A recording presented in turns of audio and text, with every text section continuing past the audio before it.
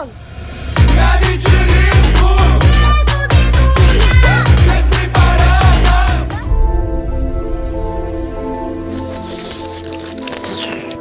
Для твоей подружки с Патриком. Это группа Хьюстон.